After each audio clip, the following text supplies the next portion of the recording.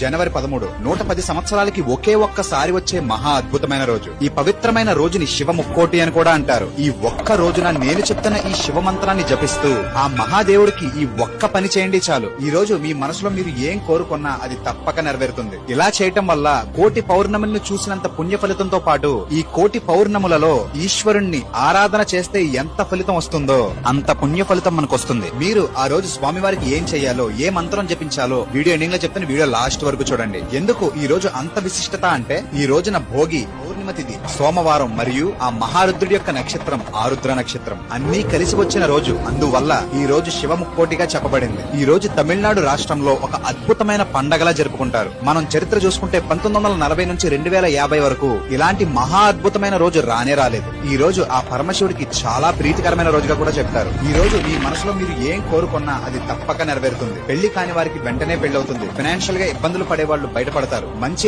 ఆరోగ్యం కావాలనుకునే వాళ్ళు, ఎడ్యుకేషన్ లో ఫస్ట్ క్లాస్ రావాలనుకునే వాళ్ళు, బిజినెస్ లో గుడ్ ప్రాఫిట్స్ చూడాలనుకునే వాళ్ళు ఈ ఒక్క రోజు ఈ మంత్రం జపిస్తూ ఆ శివుడికి ఈ ఒక్క పని చేయండి చాలు. ఆ బోళా శంకరుడు